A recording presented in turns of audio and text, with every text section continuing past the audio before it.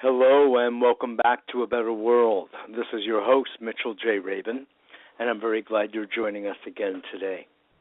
Today we're going to have another very interesting show as we have invited on a wonderful writer, thinker, teacher, Glenn Aparicio Parry, who is the author of Original Thinking, a radical revisioning of time, humanity, and nature.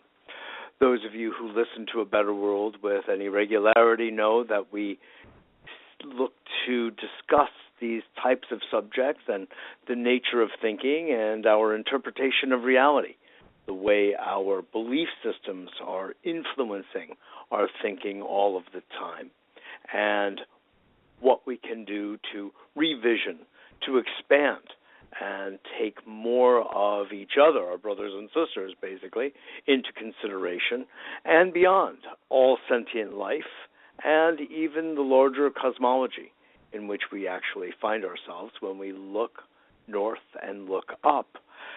So a word about our guest today, Glenn Parry. Glenn is a writer, educational consultant, international speaker, entrepreneur, and visionary whose lifelong passion has been to help reform thinking and education into a coherent and cohesive whole. He is the founder and past president of the Seed Institute. Glenn is currently the president of the think tank, the Circle for Original Thinking. He earned his BA in psychology from Allegheny College and then went on to earn both his master's in psychology and Ph.D. in Humanities with a concentration in Transformative Learning from the California Institute of Integral Studies. Glenn organized and participated in the groundbreaking Language of Spirit conferences from 1999 through to 2011 that brought together Native and Western scientists in dialogue, moderated by Leroy Littlebear. He has also appeared in a few different documentaries, including Journey to Turtle Island. So it's with great pleasure and honor to have Glenn on with me today. I also want to just thank James O.D., who has been on these airwaves several times, for recommending that I have Glenn on the show to talk about his original work in original thinking. So thank you, James. And Glenn, thanks for being on the show with me today. I love the thought of being able to spend some time unpacking this beautiful work that you've been doing. Oh, thank Welcome. you very much, Mitchell. Sure. It's a blessing, great blessing to be on the show. Good. Oh, and just as I said that, a Cooper hawk appeared in front of me outside the window. Oh, wow. This looks like an omen in your Santa Yeah, it's a good Fe, omen. correct? It's always good. Always good. Always good. That's wonderful. Well, thank you for sharing that, Glenn. It's interesting that as we, in the world that we inhabit, of original and indigenous and creative thinking, there are no mistakes. Everything happens in its own way and its own reason. So, with that said, yes. I welcome such omens. Would you please start with laying out the premise of your thinking here in this wonderful book that I've really been enjoying, Original Thinking? Oh, well, thank you very much. Well, one of the first things I wanted to revision was time. So we're going to go back to that omen in a minute because, the concept of linear time has this idea that an event happens and it's irreversible, and then you move from one event to another event on this kind of line. Yes. A different way of thinking about things, which was introduced to me by Tobasanakut Kanu and others, but what Tobasanakut himself said was just this question. He asked, what kinds of things want to happen together? So that goes to the omens. Certain things, if you start looking for what kinds of things want to happen together, then everything that does happen becomes more meaningful. And it's a very, very different way of looking at the world. All of this came about because of a question that Leroy Littlebear asked in a dialogue circle in 1999 that I had convened between these Native American elders and Western scientists. He just asked the simple question, is it possible to come up with an original thought? And that's when the Western people in the room, with the exception of one or two, tried to think of something brand new that never been done before or said before. So in other words, they're thinking of time as a line, and original is something new that's never happened before. Novel. Yeah, novel, exactly. And the indigenous people took the question completely differently, going to the heart of the word, going to origin as place, and they look for original instructions for how to live on the planet, and they saw origin as a place of regeneration, a place of healing. Very, very different approaches, entirely. And really a lot of the work. Interesting. Yeah, I mean, I just want to say one more thing. Just a lot of the work unfolds from there, so we're looking at how the Western world came to see time as a line. Exactly. And that's what I try to... So there's a past, there's a present, and there's a future along some kind of linear time that we can keep track of, and we have this thing called history, which, of course, when we break that down, we get his story, and we know how his story is so not only subjective but biased, and oftentimes the victors are those who actually write the story. Well, you're a very a beautiful thinker. I love what you're doing, and I want to politely say to you that actually history doesn't come from his story.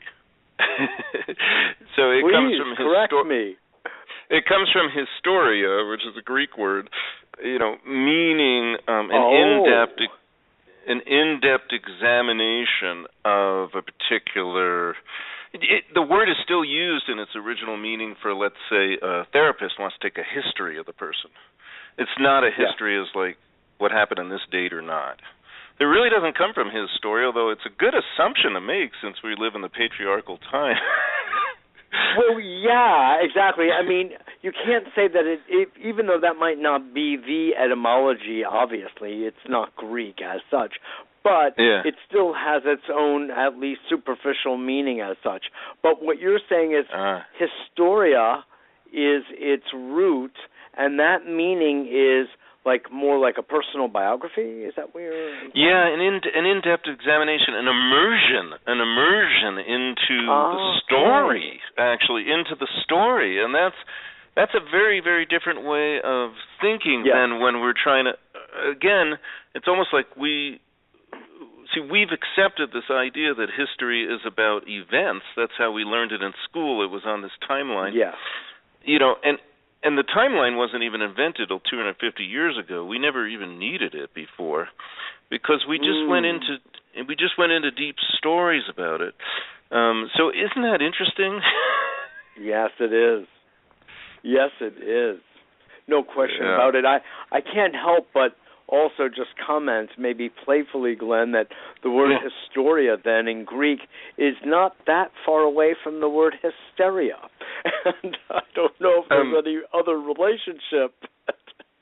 You can't help but very interesting, which is very feminine, exactly. Yes, of from course. Which we get hysterectomy, of course, right? We get hysterectomy. Exactly. Yes, we do. Yes. And I love the origin of words because it uncovers the archaeology of the mind. So please forgive me for saying that. For nothing. There's nothing to forgive. I so appreciate. I mean, this is how I learn, my friend. So God knows. Thank you. Truly.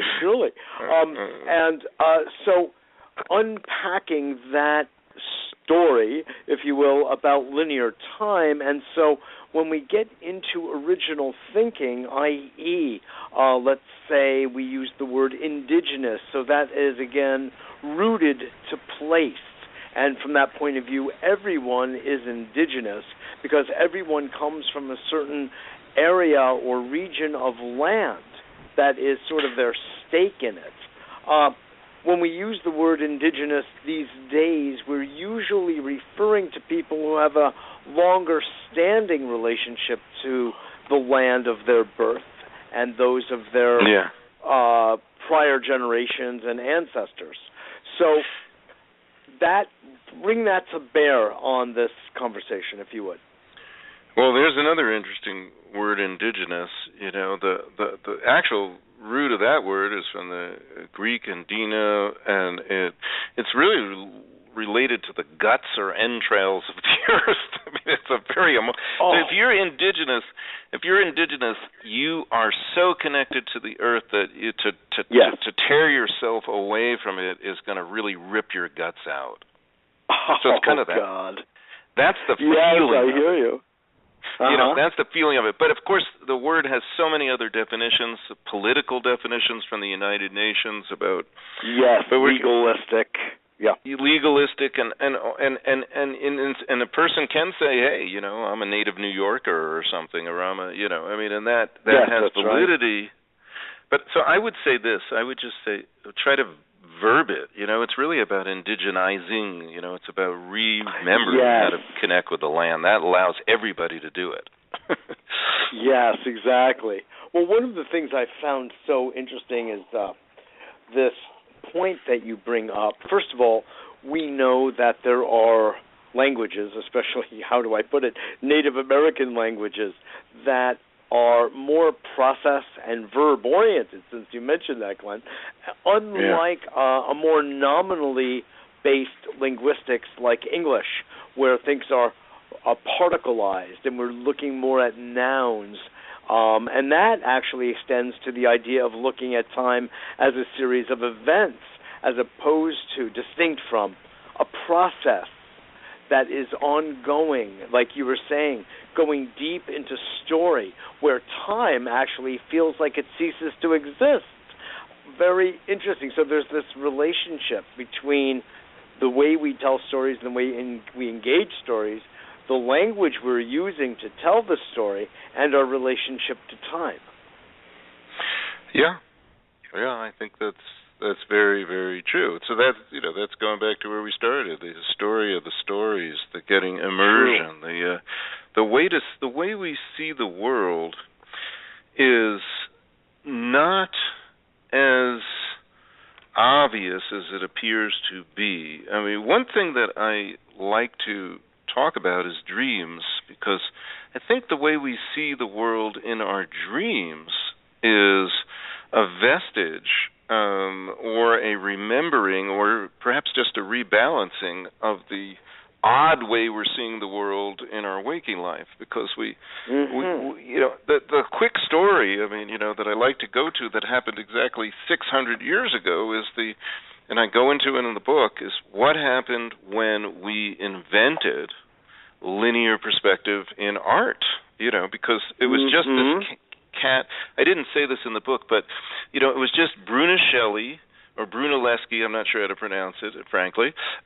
In 1415, exactly 600 years ago, he pokes a hole in the painting, he puts a mirror behind it, and he created a 3D illusion on a 2D canvas. And it wouldn't have changed the world, except this other cat, Alberti, comes by 20 years later. He systematizes it. He puts it in a book. He shows people how to do perspective, you know, creating the vanishing point and whatnot. And it became viral as much as anything could in that time. You know, it was translated in 6-7 languages and spread through Europe. And then it became realism. It became known as realism, the real way we see the world. But is it real, Mitchell? I don't think so. Right. It's a very good question, Glenn. What George O'Keeffe said is the least real thing is realism. You know, and I agree with her because we have two moving and watery eyes. And what linear perspective does, it gives you a view from one stationary eye out in lines, and it created this emphasis on separation between humans and nature. That's what we're always talking about today. But the root cause of it, or at least the most immediate root cause of it, is this creation of perspective and the idea that was more real than being immersed in the world. So you see what I'm saying? When we're dreaming, we're immersed in the world, and I don't think that's less real. That's, everything in a dream image is alive. Everything is numinous. Everything is vibrating. And for some people, that's the way they see it when they're awake. Yeah, exactly. That's right. It's you're hovering in this very interesting space relating to consciousness here, Glenn, which is what's real and how do we know it? What are our tests for reality, if you will? And is the dreaming state less real than that world of sensory awareness that we identify as real? So it begs the question, could we engage our imagination and really be as real? And it's so funny because if you really inquire into dreams, we see that it was dreams that gave rise to those things that we call most real, like the structure of the atom, right? Yeah. Niels Bohr. And we see that there's this interdimensional state where people dream up a future. Let's just put ourselves on the linear timeline again for a moment, like a merry-go-round. Well, wait a minute, that's not exact, but you know what I mean. And we could see that when we go into this more of a quasi-dimensional state of alpha or a theta state, which is more of a contemplative and meditative state, we can start to get clearer about the things that are important to us and start to envision a kind of life, a kind of being that we really want to manifest. And neuroscience seems to show us that our dream state actually starts to materialize after all.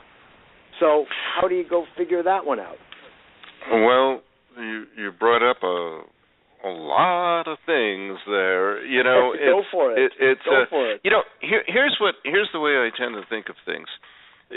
Our consciousness is really formed from nature. Our thoughts are like water. So, and this is why we use these metaphors. I don't know, for some reason I'm heavy into the weeds of language. But that's important, I love it, absolutely. Yeah, that's why we talk about mainstream consciousness, the stream of consciousness, mainstream thought, underground thought that thought itself looks like a cloud. And when it's not just a fictional depiction. If clairvoyants say thought is like a cloud, stale thought evaporates. It kind of hobnobs with other clouds, and then we get a brainstorm. The whole thing.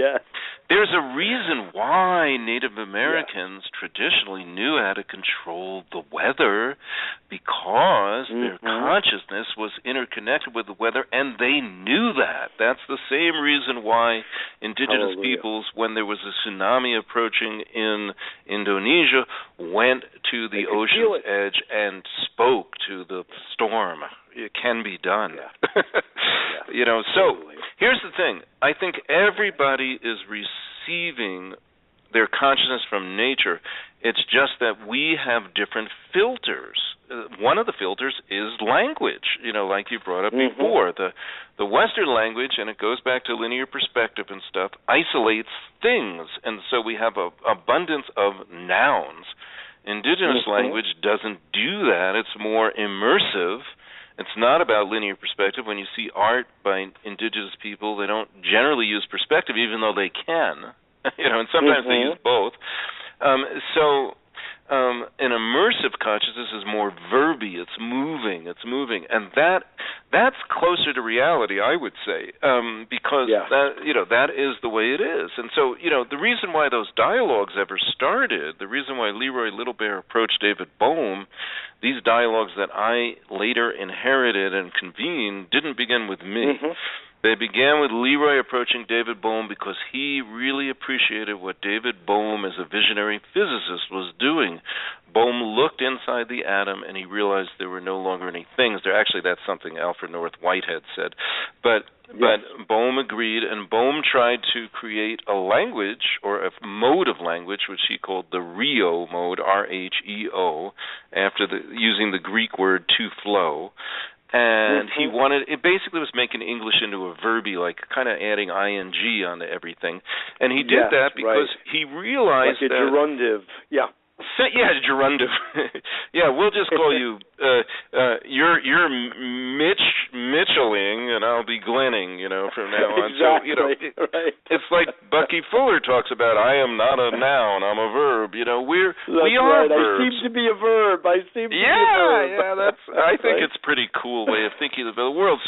So what we're talking about here is something very real, because we now know, even in since quantum theory, that everything is moving. Everything is not what it appears to be, or like that group, the ICEM, the International Association for Study of Subtle Energies and Energy Medicine. In Boulder. I think they should have a motto: "Things are not as they seem to be."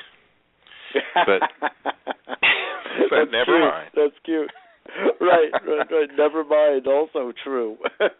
You're reminding me of the ancient Chinese sage statement that I actually quote all the time and use in my practice and everything else, is the only constant in life is change itself. And that happens to be a reality that we actually dig our heels in, because we, on some egoic level, don't like change as much as we may talk about wanting and needing change, yet everything is constantly changing and nothing ever remains the same but ever.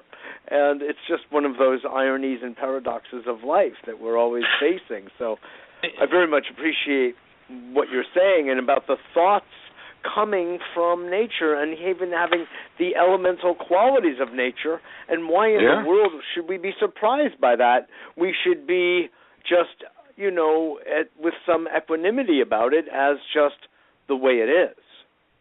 Well, it's so important, I think. I think the world would shift for the better immensely if we simply remembered that the elements are alive, that they create our consciousness, and we rebuild a relationship with the elements.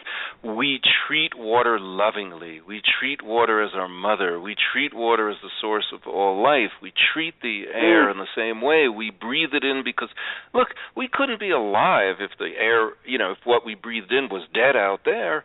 How did we go to this strange place where we began to believe that the air is dead, or we used to believe in the pneuma, the ruach, the prana. We understood that. I mean, it's just we just forgot. Exactly, and that's a good way of putting it. And so your book and your work and your ongoing dialogues, Glenn, are helping the planet, thank you. Its human inhabitants wake up to and remember, as in putting the pieces. I oftentimes use the phrase putting Humpty Dumpty back together again, making Humpty Dumpty whole again from being the cracked, fragmented being that he became through the the story. It's interesting. We were talking last night briefly, and you brought up something. You've done a lot of work with Gurdjieff, and that it only occurred to me that the work that I'm speaking of is very congruent with that kind of work. It's about remembering and who we are. We already are whole. We just have forgotten. That's right. It's really true. It's really true. And you have had this wonderful background with Little Bear, and you became imbued with Turtle Island Native American thinking. And would you share with us a little bit about this interface between quantum physics and Native American language and cosmological understanding? I mean, one of the things that people like you and I love about quantum physics is that it has scientifically corroborated what our guts and intuition have been telling us about the nature of reality all along. Everything is process. There's a wavicle more than a particle. Spaces, a thing is primarily empty, a la David Bohm. And we know this somehow deeply, and Zen tells us, and all of the ancient wisdom teachings have been reiterating this, and the Western man in his linear left hemispheric mode sort of goes, what? How could it be? But yet, their mathematics, formed, of course, down during Einstein's time, shows us that this is, in fact, real. And I'd love to hear from you a bit about that thinking as it is experienced by and spoken of by the native elders that you've been connected with. That's beautiful. Okay, I would be happy to do that, but I would like to, if with your permission, maybe do it in the context of stories, because I could talk about my experience in Native America, but I think it might be more useful for your listeners to hear more of a story. That's one of the beauties of your book, by the way. Yeah. At the beginning of your book, you engage us in stories at the beginning of your book that is very heartwarming, I'll just tell you. Well, thank you. And that I'm not sure which one you're referring to, but you might be referring to the one about Dan Moonhawk Alford. Yes. Yeah. Well, I can tell that one too. That's his story. I'll tell. We got back to that somehow. Glenn, please. We're sitting around the campfire with you. Please tell us. Before you do so, let me just let everyone know you are listening to A Better World with Mitchell J. Rabin. We're on every Wednesday at 6 p.m. Eastern Standard Time. If you do not yet get our newsletter, please go to www.abetterworld.tv. Become part of A Better World's family and community. We're spending today's show with Glenn Aparicio Parry, who is the author of Original Thinking, a radical revisioning of time, humanity, and nature, who is about to tell us some stories. Oh, beautiful, beautiful. Thank you. Well, the first story I want to tell is an important story because my mentor into Native America was Dan Moonhawk Alford. I was blessed to take a class from him in 1983 it was called Anthropological Linguistics, but that title didn't even begin to capture it. Moonhawk liked to describe himself as standing at the lonely intersection of quantum physics, Native America, consciousness, and language. And indeed, that was a lonely intersection. Not that many people understood the confluence of those ideas, but that's what the class was about. And he told us to take a diary because he knew the class would change our life, and it did. So here's how Moonhawk liked to tell the story about how when he was 9 years old, his father invited him to come to his workplace. And his father was working as a longshoresman up in the northern California in the redwood forest near the ocean. And so they spent the morning on a jitney, and they were stacking up logs. And that was great fun for a 9-year-old, right? But then lunchtime came, and they took their lunch, dangling their legs over looking at the Pacific Ocean. And Moonhawk had never seen the ocean before. And so he says to his father, "Dad, that sure is a lot of water out there." His father looks it over and says, "Yep, and that's just the top of it." And Moonhawk liked to tell that story to illustrate his feeling of the depth of Native American wisdom and how to remind himself. And when I met Moonhawk, he already had 20, 25 years of friendships in Native America, but he wanted to remind himself about how deep that wisdom is. So then, let me tell you another story from my own experience. When I was first invited to the Canyoncito Band of Navajo, their sacred grounds, and this was shortly after I began SEED, and Grandfather Leon Secretary already was one of the most beautiful persons I'd ever met. I mean, the first years I met him, I didn't even hear the words he was saying because I was sort of in a trance, and yet he was speaking from heart to heart. He communicated vibrationally, and he did that in Navajo, and he did that in English as well.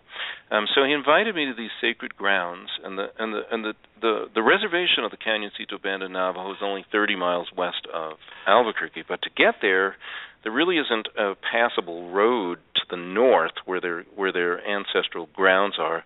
So we had to go south 5 miles, then we had to go east 25 miles, and then we had to go north 35 miles, then we had to go west 50 miles, then we had to come back south across all dirt roads and unbelievably difficult dirt roads, going down into deep gullies, which we would call dimensions hills, and resurfacing somehow, if you know, and then it takes like 5 hours to get there. So just getting there was beautiful. And then when we arrived, one of the first things I saw is this area where we set up camp actually was surrounded by 8 buttes. One of them, if people know New Mexico, is Cabezon, but there's 7 other buttes which kind of unveiled themselves slowly and then just appeared as we came into this site, and that's why it's sacred.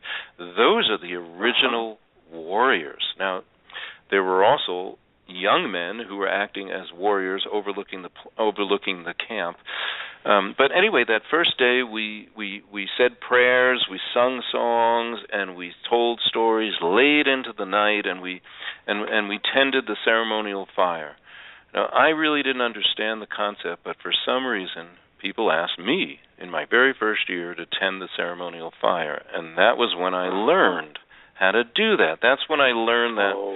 It was very different than what my father taught me. My father was a beautiful man, and his mother's Basque. He has some very ancient wisdom knowledge, but he was also an engineer, and he taught me about, you position the wood this way, and I tended to think of it kind of technically like that at that time. Yeah. But then I learned, you have to build a relationship with the fire. The fire is living, so you feed the fire sage, you feed the fire tobacco, you feed the fire, if it's hungry, a little food, maybe if it's sleepy, a little coffee. We build a relationship with the fire. And then I went to sleep. This was my first mistake. Everybody went back to their tents to go to sleep, so I did too, even though I was the last person tending the ceremonial fire. And I can't say exactly what time it was because I didn't have a watch. I don't ever wear a watch, actually, but I didn't have any timepiece of any kind. But in the middle of the night, before Venus came up, I heard Grandfather Leon's soft, mellifluous voice speaking in my ear. And he just said, "Glenn, get up and tend the fire." But he wasn't there. It was just his voice. But so it was very cold out there. It happens. The ceremonies happen in October. It's their New Year's ceremony. It was very cold. I actually was dressed fully. I had all my clothes on, sleeping under the sleeping bag, and all I had to do was put on my shoes and get up. But then, as soon as I got up, I fell down because I was literally floored by the stars. It's the reason I moved to New Mexico. The stars are so beautiful and so bright, and because the stars are so beautiful and so bright, I never feel a need for a flashlight, so I can see the fire off in the distance. There are coyotes howling in the background and really close by, but I gather myself and I walk to the fire, and sure enough, Mitchell, when I got to the fire, it was almost dying, so I needed to rebuild that fire. And so I did. I rebuilt it in a roaring blaze, and then perhaps I made my second mistake. I went back to sleep again, and I had been misinformed. Somebody played a prank on me. They told me that Leon's son, his eldest son, Orlando, who's a beautiful Native American flute player, was going to awaken us by playing flute. That didn't happen. there was the human coyote in the camp. I won't say his name but he's yelling, prepare yourself. Hey, coffee, you're burning daylight, and he wakes us up 2.5 hours about before sunrise. And then I think Venus was still not up, or just about up. All right, so then we go, and the most beautiful thing happens, which is that the medicine men sing songs to awaken.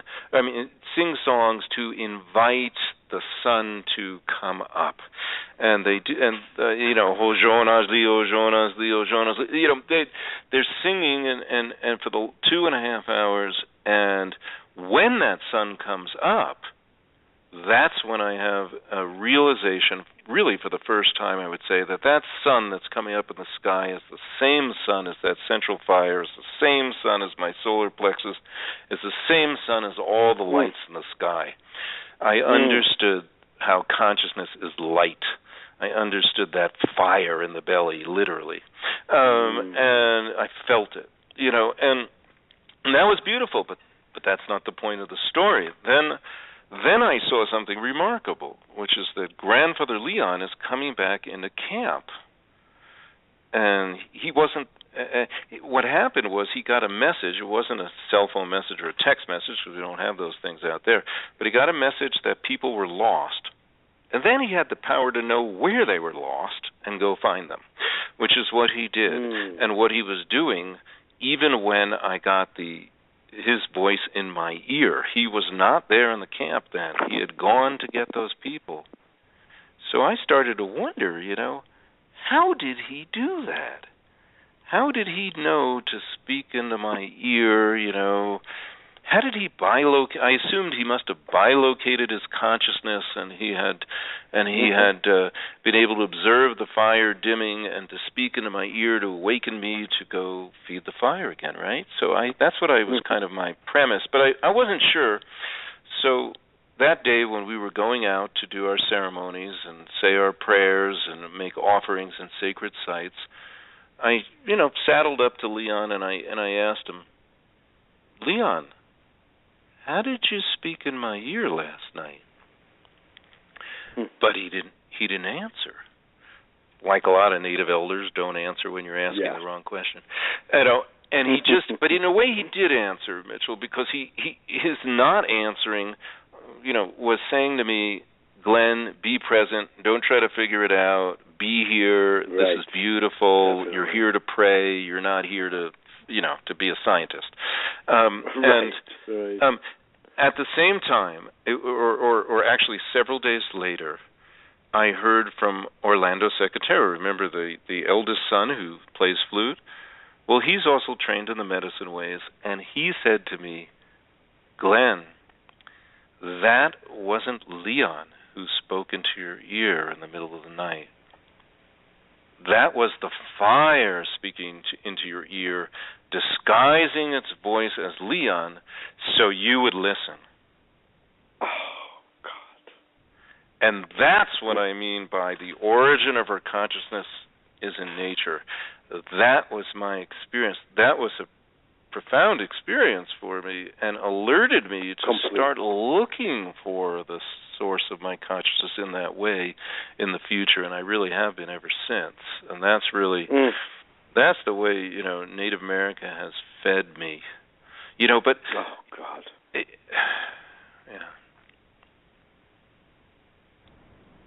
It's a way of knowing. It's a broad, truly holistic embrace of the larger multidimensional aspects of reality. And in comparison, it appears, Glenn, that our culture and what's passed on generation to generation is the narrowest band of potential that really exists in the larger universe. And embedded even in Western culture, of course, are the gems of reality. Actually, they're everywhere, but based on, I would put it, a mercantile culture, a customized economic model that has put money and power as the virtually singular values of our society. We have lost track of that wisdom that is otherwise it's actually abundant and embedded at the same time, and shares a lot with Native American wisdom, and even the upsurge and realization, if you will, of quantum physics is an expression of that. Yeah, let's talk about this a little bit, Mitchell. This is really important, and I don't want to go too quickly to thinking myself that our salvation is going to come only from indigenous peoples. We need to look deep into our own culture and realize that we thought the same way before too. To me, let's look at like Plato and Socrates. They understood that the natures were where wisdom was. They also, like Gurdjieff, understood that what was important was to remember what was already there in nature. Yeah. They didn't already written. Well, it's not necessarily written, but it's already there and written in nature. I don't mean as written in nature. Sure. I also like, I looked in the book at some similarities between Socrates and Descartes because both Socrates and Descartes, had this radical doubt, but I think the difference is, and the writing on the wall was created when Descartes, who had the same radical doubt as Socrates, also was searching for some kind of reliable way to know how you know something. And so was, what Socrates was doing was searching for wisdom and not trying to hold on or accumulate knowledge. The holding on and accumulation of knowledge, in my view, is actually counter to what I would call original thinking. Original thinking is really a direct revelation, a nature revealing herself to us. When we stopped believing in that, that's when we got to the place where, Francis Bacon was bemoaning, let's put nature on the rack and torture her to get her secrets, The only reason why he had to even think like that is because he gave up his trust, his faith that nature would reveal himself. And we started to switch to try to create a method where we control and predict the future. And all this is connected up with what I was talking about before with linear perspective, because now the future is in front of us and we're trying to predict and control the future. Unlike the way, for the ancient Greeks, it was the past that was in front of them. Was in front of us. Because the past had already manifested. I love the way you talked about that in the book, by the way. I love the way I did talk about that because I learned it from Moonhawk. This perspective. Yeah, the past was in front of us because it had already manifested, so we had eyes to see. But, some of your listeners, I'm sure, have read Carlos Castaneda and remember how he talks about... I was thinking about him as you've been talking, Yeah, I know that. So death is stalking us from behind. And, remember that? So that is... The future is behind us in that kind of conception, and actually that kind of appeals to me more. There's other ways of thinking about it too. You could think about what Dave Abram the way he likes to think about it in very spatial sensory awareness is really that the past is buried under the ground, the future is beyond the horizon, or around the corner. It really, there's a lot of ways to think about this, obviously, but, one of my favorites... I want to bring something to bear, however. At this moment, sure. I want to share with you some wisdom that came to me through my studies of Tai Chi Chuan and Taoist thinking.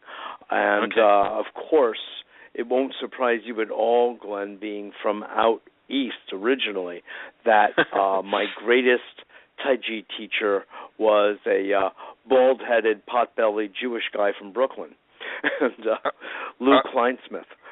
Oh, okay. By the way, that wouldn't surprise you, right? No. He was actually a student of Professor Cheng Man-ching, who was Chiang Kai-shek's personal physician. So he was of a very rich, deep lineage. And in fact, since you once lived in Woodstock, Lou Kleinsmith used to live in and teach in Saugerties, right next door to Woodstock, which was our upstate school, basically. His name sounds familiar. That's a... Yeah, he was a legend, and I was so blessed to know him back in the 70s and study with him. And he used to engage us in an exercise, Glenn, which was called seeing and sensing from the back.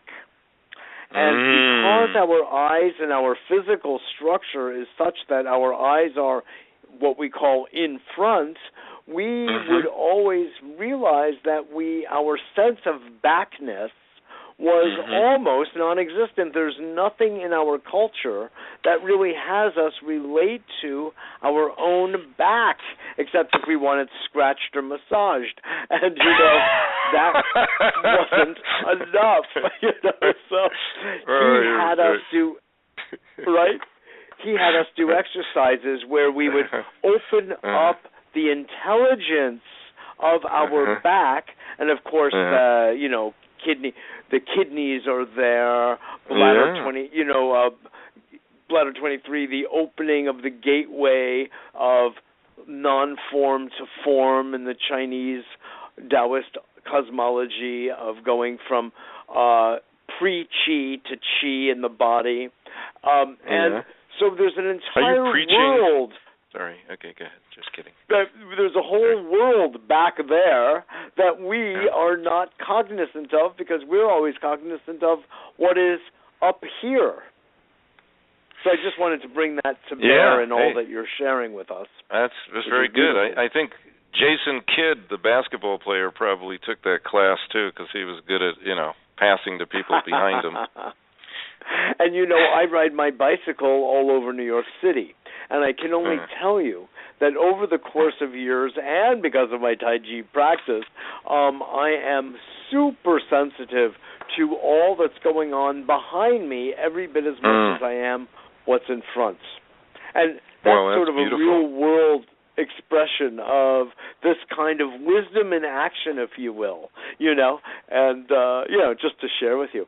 In fact, I'd love to ask you now of how this idea of original thinking that you have been really so beautifully articulating through your writing as well as your teaching and the think tank, etc., how do you see this affecting our culture, influencing and shaping it for the good, just like we know ancient indigenous people of Turtle Island and elsewhere know that they are in dialogue with nature all the time.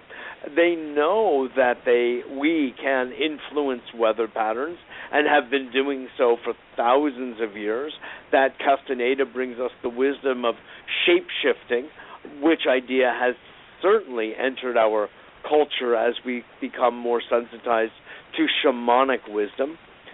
How do you see the work you're doing in the think tank activity as helping to shape even our body politic, our economic model, our social skills and ways of being?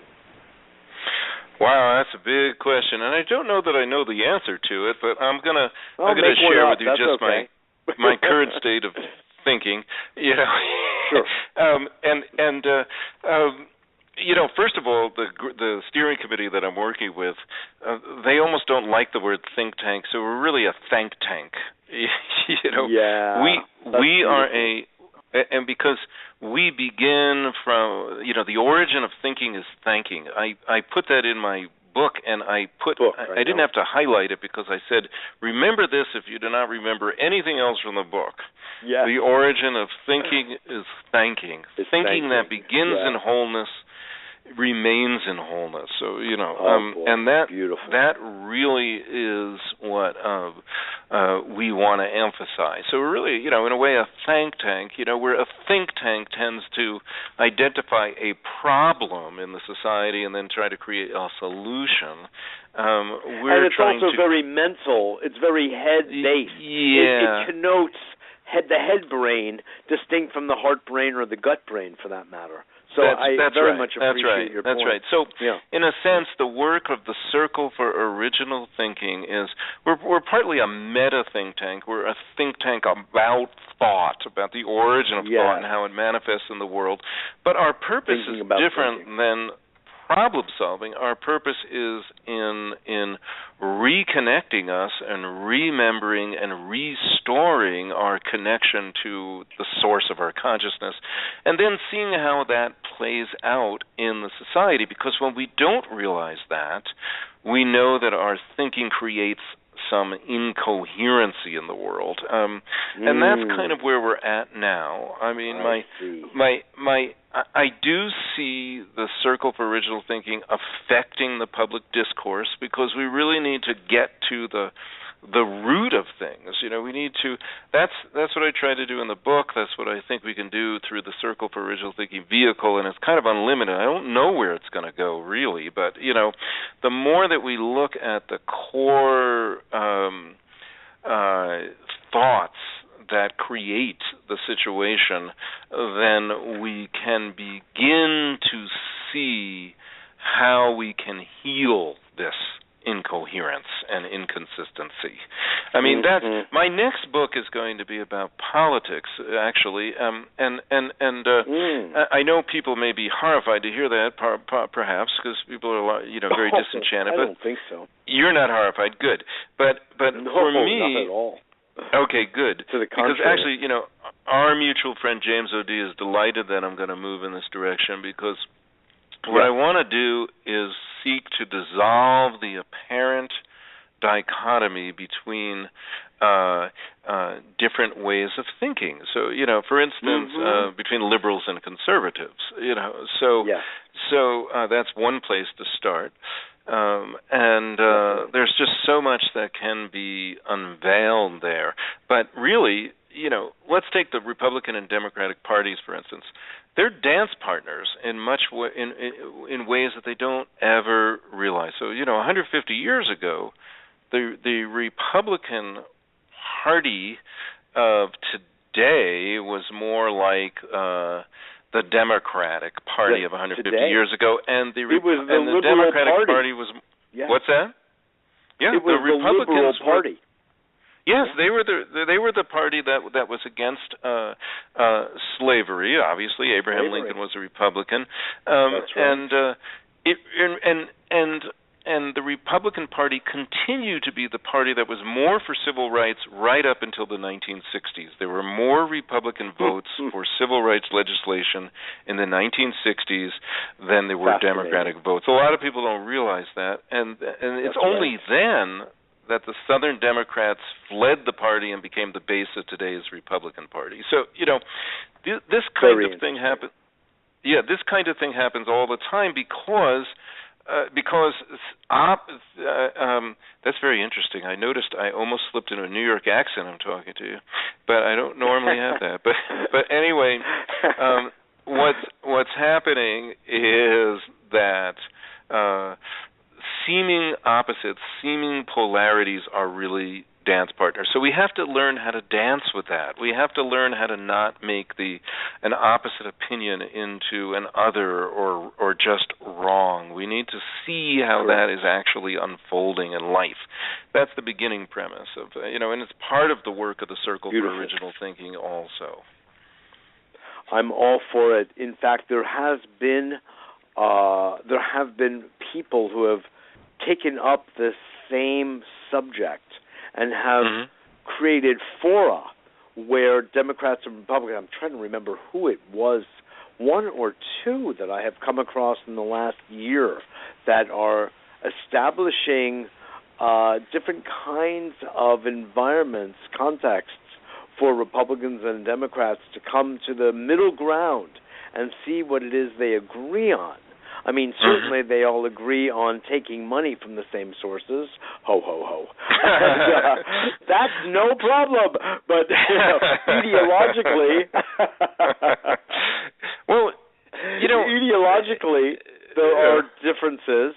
And I come from the school, since you've brought this up, of non-ideological thinking, which means what works?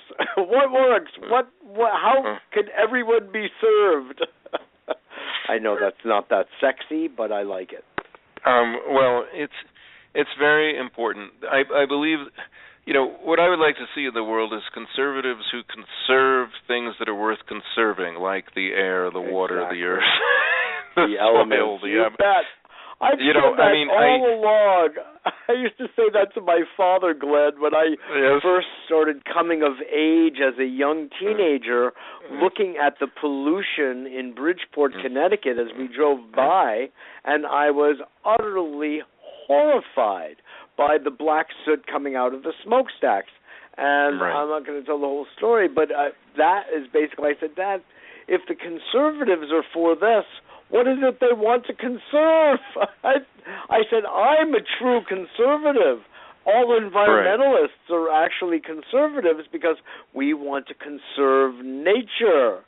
Please, that should be Dad. that should be the but for some reason it's got all flipped and very complex, and we're not going to unravel it here. But there is something here. It's very similar to dialogue that brings together groups that seemingly have polarized views.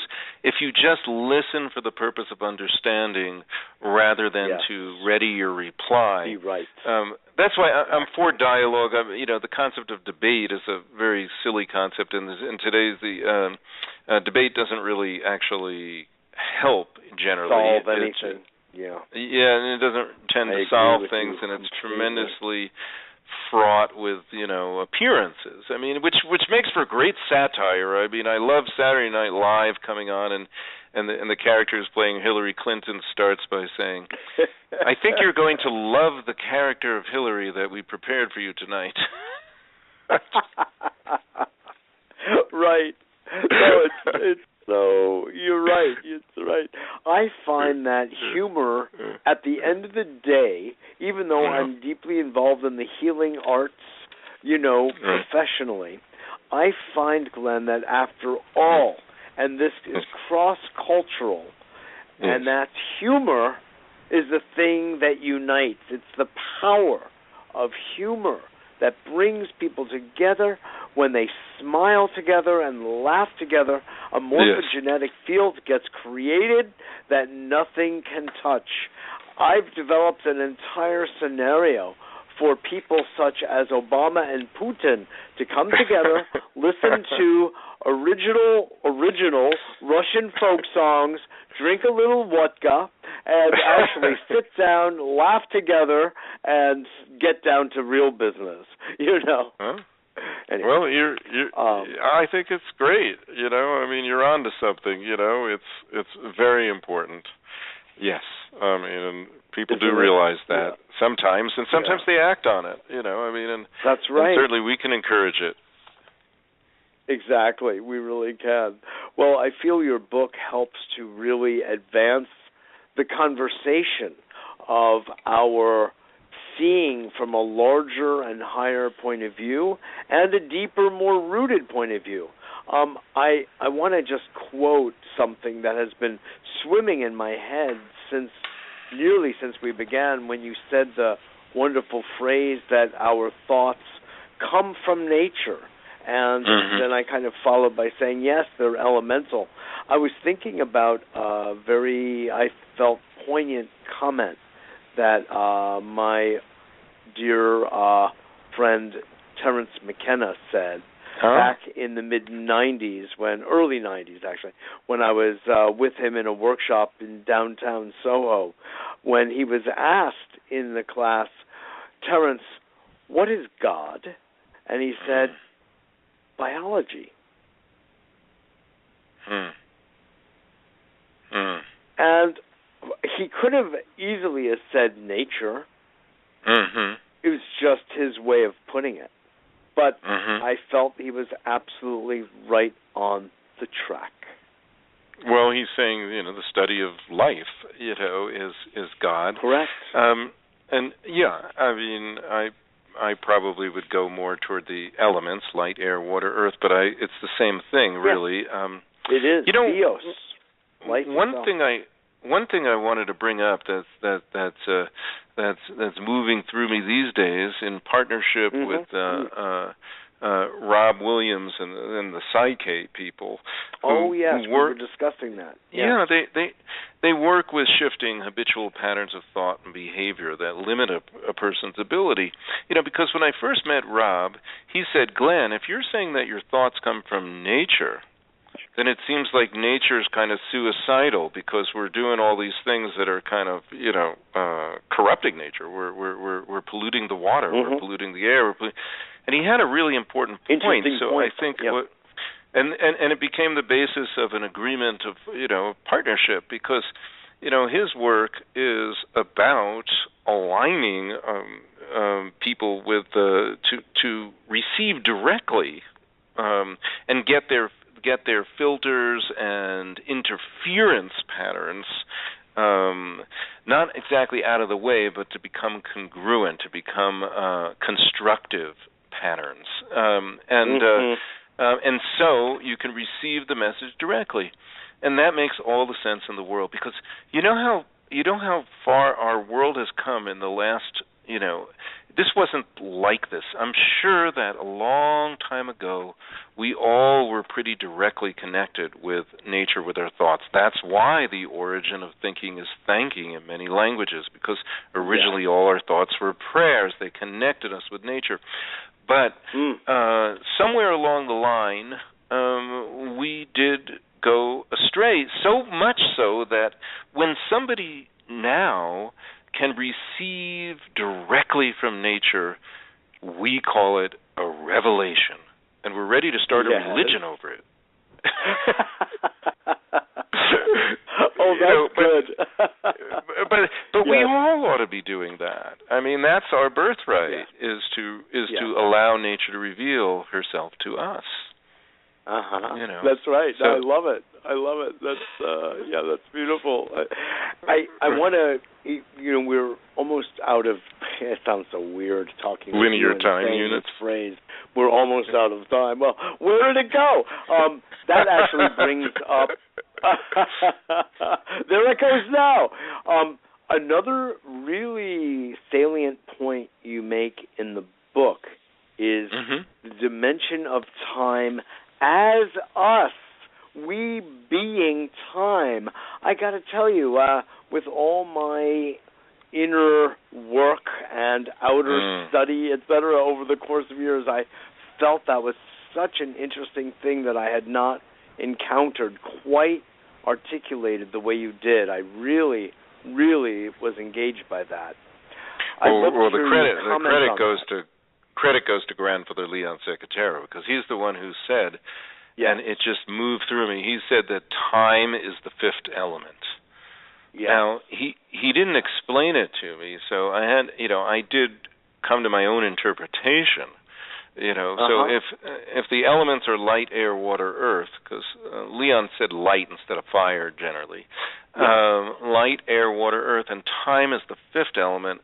It seems to me that time is the animating principle of the cosmos. Time is what moves things. Time is what, like the ancients called fohat, and time is this very special animating force. And if it's like that, it's within us. It's within our belly, really, and it unfolds just like a spider unfolds her web.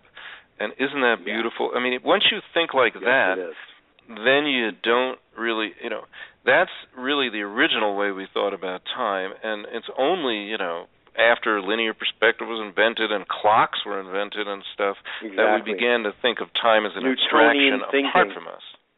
I mean, but Newton couldn't do that. In the book.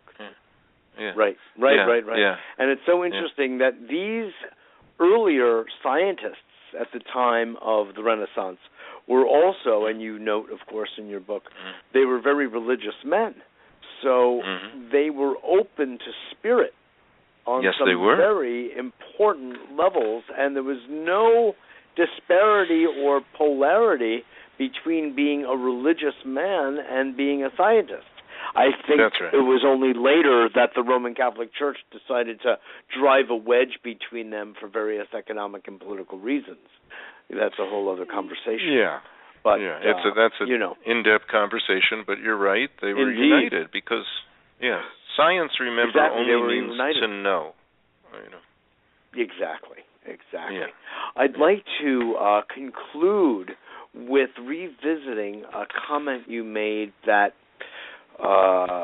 we kind of moved right along from, but it was incredible for me about your experience in the story of tending the fire and the revelation that you had in doing so, that we skipped along in order to get to the next part of the story.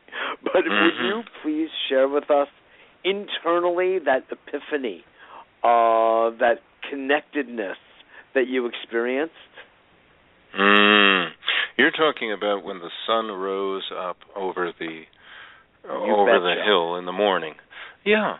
That's right. When you said the solar plexus and that sun and that fire, I realized we're all essentially part of my consciousness, and we can remove the word "my," but we can put it in kind of in quotes. Well, it's not yours, it's mine. No, it's ours. No, if you would comment on that.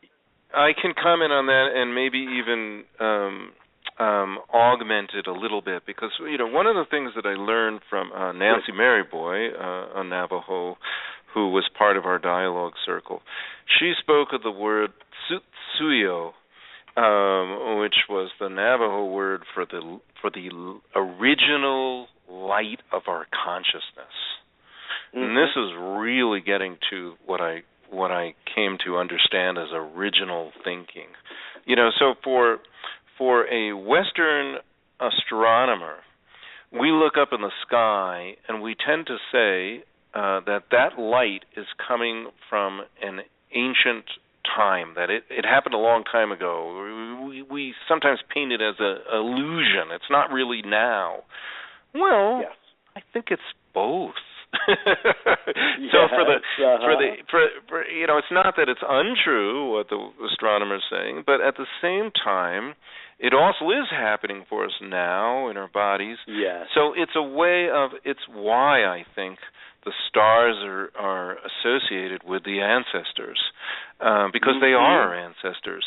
And so that ancestral light from whence we came is what is infusing us now, and it's infusing it. That light is the same. That's what creates our consciousness, and it is the same light of the sun coming up in our planet, and the same light of the fires that we create, and the same light in our solar plexus. And that's really a very beautiful thing to feel in your belly. Absolutely. No, that's a beautiful imaging and picturing of it. And it also, since you mentioned Rob Williams, and I originally learned about Rob through my dear friend, cellular biologist Bruce Lipton. Right. I'm thinking of my first interview with him, which was back in the early 90s, when it seems hard to believe, but very few people knew about Bruce Lipton, relatively speaking, whereas now he's an international phenomenon. I love him, and his work is incredible. In fact, he'll be on in another week or two back with me. We've had him on a number of times. His work in fractals, and fractal relationships. That was the name of my first interview with him. Fractal biology. And so what, from a somewhat different but completely parallel point of view, your experience of yourself as, the fire, the light, the sunrise, all of it in this very magnificent connectedness is of, our in fractal relationship to each other. Micro, macro. Yeah. Yeah. would you say? Well, fractals are important. It's another window, by the way, into understanding that time is not linear, because time unfolds the way fractals unfold, the way that all of nature unfolds as a spiral. And we see those beautiful fractal spirals in nature everywhere, it's because that's the Nautilus. The Nautilus, the pine cone, the seashell. There's so many seed head. There's so many different ways in when nature is unfolding this pattern, and that's something we have to pay attention to. It's really the original beauty. It's here all over the place. There you go. It's so true. Well, Glenn, I've got to just say it's been a complete pleasure to speak with you and listen to you and hear your stories and your world and cosmo view, if you will. I really appreciate it, and just keep up the good work. Well, thank you. I appreciate the work that you are doing in the world. Thank you so much, Mitchell, and keep it up. Absolutely. I will do so. Give your website so people can visit. That would be www.originalthinking.us. You could say U.S., but it doesn't have to do with politics. Just think you and me. Right. .us. I like Originalthinking.us. Beautiful. Thank you. Beautiful. Absolutely. Blessings. Thank you again, Glenn. You're welcome. We'll talk Take another care. time. All right. Bye-bye. Glenn Aparicio, what a wonderful name, Parry, the author of Original Thinking, a radical revisioning of time, humanity, and nature. He just took us on such a wonderful journey through thinking and looking at it from a deeper point of view. I got to say, when I first heard from him, he wrote down the name of his book, Original Thinking, and that he was very interested in that idea. And I got completely trapped by the Western perspective, despite everything. I thought, original thinking, I don't find that so interesting, an idea of an original thought. That is from the regular Western worldview that he talked about at the beginning of this interview, distinct from the indigenous understanding of going back to the meaning of the word origin. And that gives a much deeper view. And I felt myself afterwards feeling a little embarrassed, and I had been a little glib and said, well, original thinking, I don't think there's an original thought in the world. That perspective. And in his gentleness, he kind of showed me that he was really referring to something else, altogether something else. And that's just part of his way of teaching, and I very much appreciated it. In any event, I want to just thank you all for coming and joining today at A Better World Radio. I want to remind you that you can go to our website, abetterworld.tv or abetterworld.net, and you can sign up for our free weekly newsletter that announces the guests that we will be having on. Usually we have guests, sometimes not, and we'll let you know either way. We also have a weekly television show here in Manhattan, in the Big Apple, every Monday evening at 7 p.m. Eastern Standard Time, of course, and you can watch it on television in Manhattan, community cable television, or online at that very same website, abetterworld.tv, from wherever you may be on the planet, for that matter. And just tune in, and at the top it says, to watch, click here. And voila, you are in and on and participating. And we have these kinds of shows that are educational, uplifting, oftentimes inspiring, we've been told many, many times over the years, and maybe even transformational. So tune in, become part of the solution of our planet's issues, conflicts, and themes, fulfilling our own archetypal imprint so we can walk the path of contributing to the larger good, the common good. So appreciate your attention, and please also remember that we are a 501c3, a Better World Foundation, and any contribution, I really like to call it investment in a better world, gets used so wisely and prudently by us to keep us on the air and expanding our media platform. So please do remember us in your thoughts, of course, and your actions. So with that said, I want to just thank you all again, and I look forward to seeing you all